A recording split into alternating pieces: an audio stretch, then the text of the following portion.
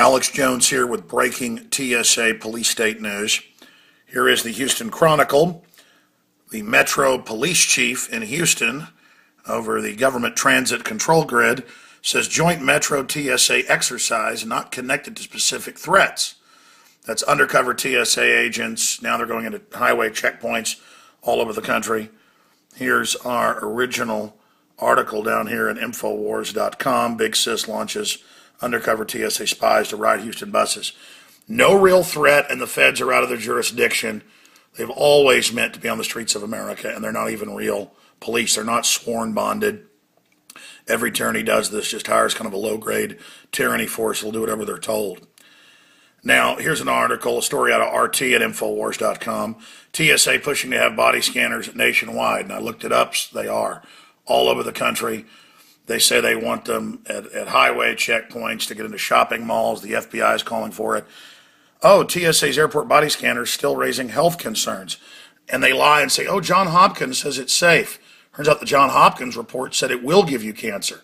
And the head of the radiology department came out last year and said they were liars. Remember, they say they don't grope children either, or they didn't strip search old ladies, or they don't save the images, or it doesn't show naked images, or they don't pull colostomy bags off. All lies. Here's another NSA Google search here. Airport body scanners go unused, waste millions, report concludes. Well, they don't even work. They're not even meant to. It's a big scam just to make people money and basically radiate the population.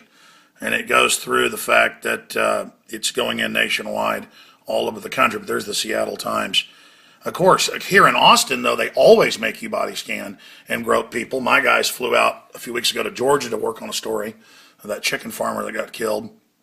And they opted out, so they made them wait 45 minutes and almost missed their flight, and it wasn't even busy. And they walk over and go, still opting out, and laugh at them. And then they put their gloves on and said, time for pleasure.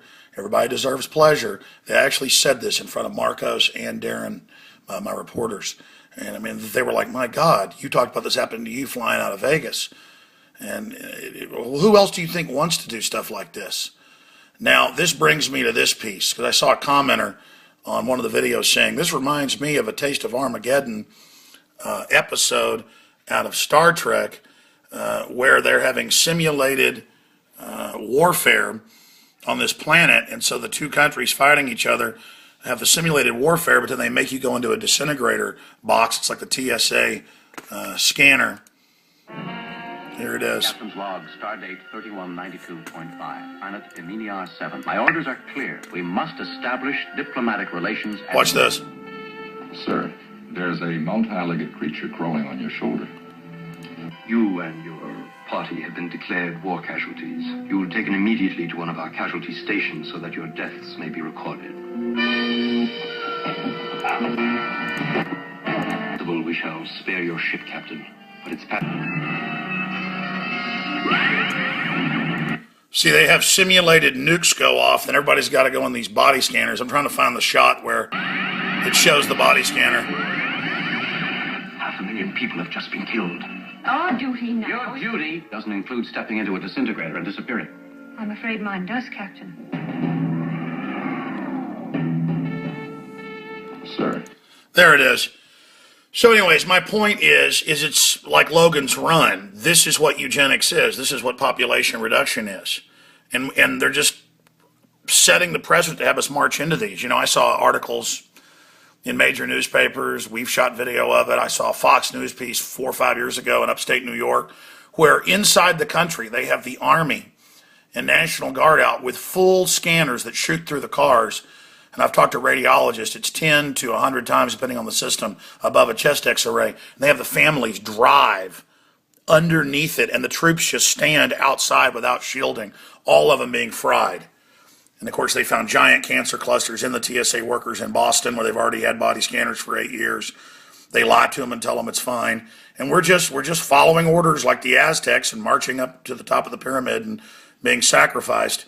So I'm going to get the guys to link this up at Infowars.com, this video, and my overall video about it so everybody can watch it at their leisure. But just point this out to people. This is what following crazy orders is like. But instead of just being instantly radiated, you die over a long period of time, like the troops breathing depleted uranium that the Army admits massively reduces their life expectancy and cripples them. Again, they wouldn't let them use DU until 91. We had it since the 40s. Why have things changed? Why do they suddenly say Fukushima's a no big deal? When radiation rains down on the U.S., they say, oh, just raise the level of what they say is safe. It's crazy. Meanwhile, the very environmentalist telling us to pay Al Gore money for breathing, and carbon dioxide is bad, could care less about these real threats. Alex Jones signing off for Infowars.com. Mike Adams is filling in today on the Sunday radio show 4 to 6. And I'll be back tomorrow live, 11 a.m. Central or 12 noon Eastern, Infowars.com or XM Channel 166 or AM and FM's in your area.